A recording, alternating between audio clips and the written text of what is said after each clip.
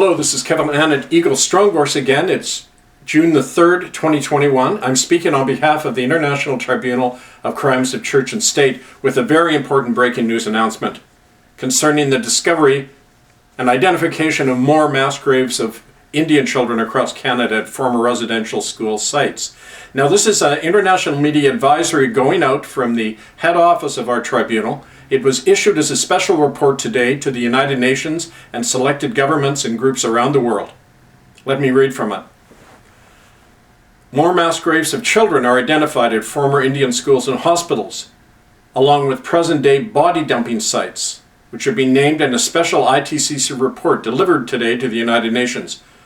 An international effort convenes a Canadian War Crimes Tribunal and the commencement of independent excavations at mass graves across Canada. So in summary, we now have a list of more mass graves of children. They include body dumping sites of Native people and others presently being killed and hidden. And finally, the ITCCS and groups in Europe and America are sponsoring a war crimes tribunal in Canada to bring criminal charges against those responsible and to commence our own independent, internationally monitored excavations at these sites. A special report issued today to the United Nations identifies the location of 29 separate mass graves of Indian residential school children. The report was presented by Kevin Annett, Canadian Field Secretary to the Tribunal. Included in the report is a list of present-day body dumping sites containing the remains of Aboriginal people and others murdered by the police, organized crime, government, and foreign agencies, including China. After painstaking research spanning years, we have documented a continuity of genocide across Canada that is not restricted to the Indian residential school era, but continues today. In some cases, the mass graves of school children include the remains of recently murdered Aboriginal people, particularly on Canada's west coast. The same murderous alliance of church, state, and corporations that wiped out over 60,000 Native children is continuing to dispossess and kill Indigenous people, especially in British Columbia. Now, the ITCCS report that will be online identifies 14 mass graves at former Indian schools and hospitals in British Columbia, 4 in Alberta, 3 in Manitoba, 7 in Ontario, and 1 in Quebec, with a probable but still unexamined site at the Shubenacadie Catholic School in Nova Scotia. These sites were identified from archival documents, first-hand testimonies of eyewitnesses, and physical surveys done by forensic teams over the last number of years. Now, again, a complete list of these sites will be appended to this YouTube, but can also be found at murderbydecree.com under ITCCS News, and also republicofcanada.ca under Breaking News. The report also lists 6 locations in British Columbia where contemporary remains of Aboriginal people have been interred after probable foul play involving domestic and foreign extrajudicial forces, namely death squads. 2 of these modern sites are located on state-funded Aboriginal reservations. Now, in a related move, human rights groups and delegates to the European Union have contacted the ITCCS and sovereign Indigenous nations with an offer to help convene a war crimes trial in Canada and conduct independent excavations at mass graves across Canada to acquire more evidence for such a tribunal. This offer includes the dispatching of international peacekeepers and forensic specialists to Canada to ensure the security and accuracy of the trial and its excavations. Well, on behalf of the work of the tribunal in Canada, we welcome this move, because this recent fiasco in Kamloops, where Crown agents are amateurishly destroying a crime scene, shows why we need international monitoring and support. The destruction of this site is not accidental. It's how the Canadian state, through its Aboriginal agents, have been operating for many years. The Canadian government and the Catholic, Anglican, and United churches that murdered Native children are forbidden by international law to investigate their own crime or shape its narrative, as has been going on. They are the criminal defendants in this case. An independent tribunal with the power to subpoena, arrest, try, and convict them as the perpetrators of an ongoing genocide in Canada. That is the only way forward for us now. Now, we in the ITCCS, along with our allies in the Native community, are planning a series of public forums, protests, and other actions to lead up to this War Crimes Tribunal, which we hope to begin well before fall.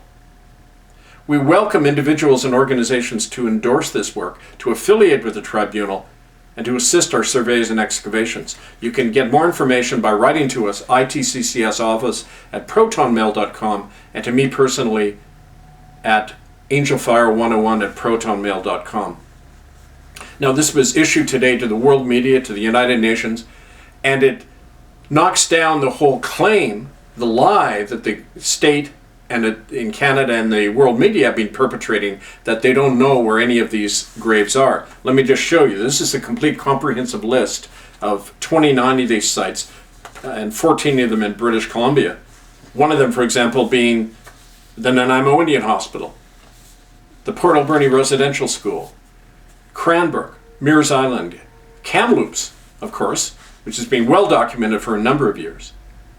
William Coombs, the survivor there, where that dig is going on right now, he says, quote, "Where that round powwow and office building are is where they had the underground chambers where they tortured me in Iraq and killed lots of kids." In other words, those buildings were built deliberately by the Band Council and the federal government with their funds, deliberately built over those grave sites to conceal them. And now this farce is going on where they're pretending to uncover the remains. It's a sanitized dig, the way they sanitized all the church records and government records over many years prior to their farcical so-called Truth and Reconciliation Commission. Now, along with the evidence we are publishing, there are things like this article from the front page of the Ottawa Citizen in 1907, November 5th, 1907, stating that over half the children were dying in residential schools because of deliberately spread diseases.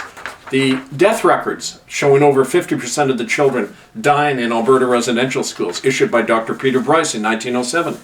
A record from the first Indian school to open in Alberta in 1891 shows that same very year it began, 8 of the 12 children in the school had died. 2/3 of them the first year before the disease could even spread. That shows deliberate killing going on. A survey site at the Port Alberni Residential School grounds. The forensic specialists show on this outline where the graves are located, the series of sinkholes in the back. Sterilization laws passed in BC and Alberta, allowing any Indian in a residential school to be sterilized if they didn't cooperate, if they spoke their own language.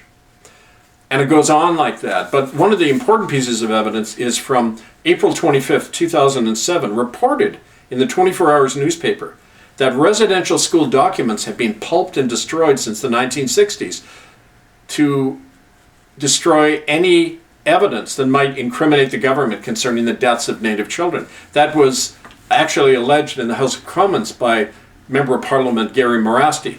Of course, all this information now buried. And finally, the tribunal we did conduct in June 1998 in Vancouver, sponsored by IRAM, the United Nations group that endorsed this first inquiry into residential school crimes. We are resurrecting that memory, and the most important fact here, people, that we all need to act on is this.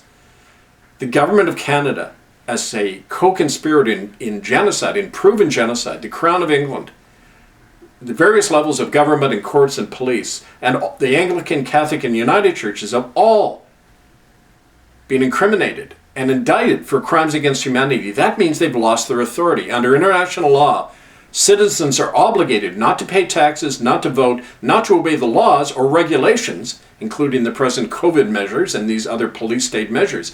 Those are all fraudulent measures, and we're obligated under international law not to obey them. And if we do, we're colluding in a crime against humanity.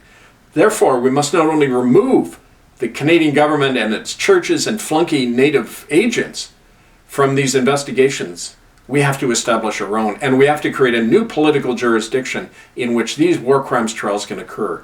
That is why 5 years ago we established the basis of the Republic of Canada, republicofcanada.ca. It's the logical outgrowth of this work. If you do not want to be implicated in genocide, you have to break from your own government and its churches and its police and courts when they perpetrated these crimes. That's an obligation under international law. It's not just a nice idea. So we take this knowledge with us in the weeks ahead. We're going to be planning forums and direct actions. Contact us. Affiliate with this organized war crimes tribunal that's just in the works right now, but there'll be a lot more information on that. Affiliate with it, endorse it, be involved in our local groups across Canada. Write to us at ITCCS office at protonmail.com.